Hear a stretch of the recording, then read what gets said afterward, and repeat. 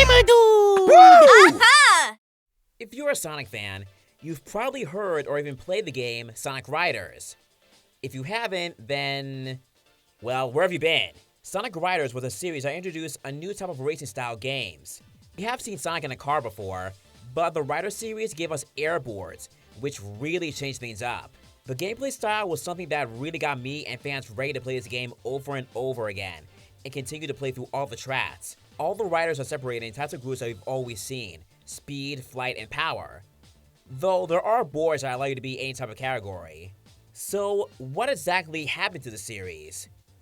Well, let's start at the beginning before I get to this. The first game was Sonic Riders, introducing us to new characters who would continue to make appearances in the Sonic franchise. The Babylon Roads, consisting of Jet the Hawk, Wave the Swallow, and Storm the Albatross. These three characters basically acted as opposite parallels to Team Sonic. Jet against Sonic, who are both fast in their own unique ways and have cocky egos, Wave against Tails because of their intelligence, and then Storm against Knuckles because of their brute strength. The first game had a lot of things going for it, such as riding that slipstream, doing so many tricks, discovering secret pathways and shortcuts with tricks and jumps, the rail riding, wing flying, and power punching. All of the tracks, with great music by the way, had great elements and challenges all on their own to really make you think. You also cannot run out of air, or you'll be walking. You can refill it or get air by doing tricks.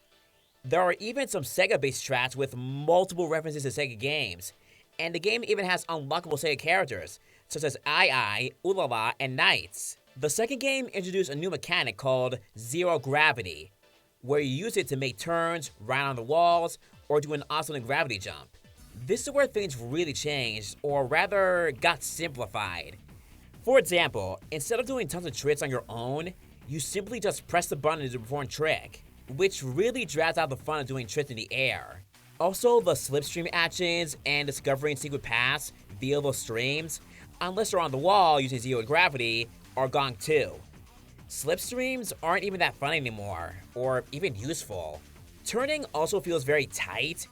Guess this is a result of zero gravity being introduced. This game wasn't bad, I liked it, but I prefer the first one. So, years later, the Xbox 360 introduced a Kinect, a hands-free way of playing. What's the best thing we got from it? This! And by this, I mean total mess. So I'm just gonna say this now, this game is total bananas, in the bad way.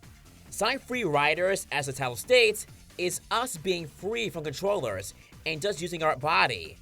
But that was the main issue with this game.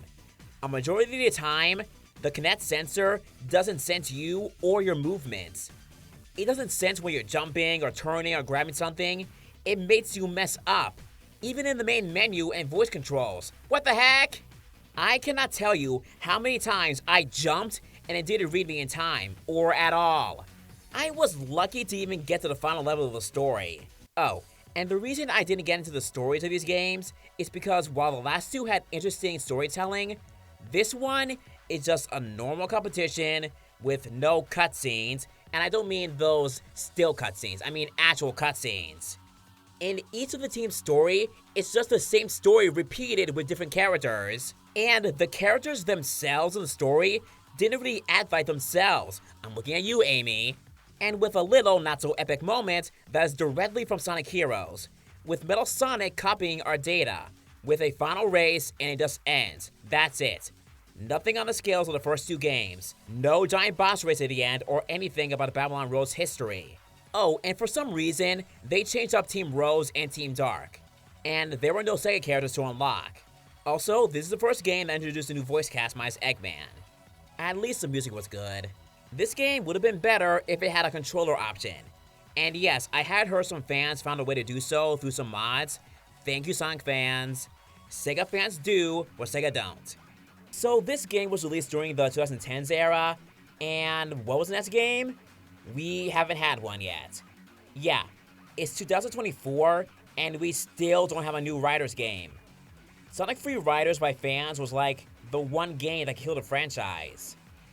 I genuinely do think that one day we will get another Riders game, especially since they do keep the Babylon Roads presence non-stop in spin-off titles like the Olympics and mobile games. and the Comets, and even the Metals of Jet and Babylon Garden in Sonic Frontiers. If we do get Sonic Riders 4, what would you want it to be like? Let me know in the comments, and I'll see you guys next time.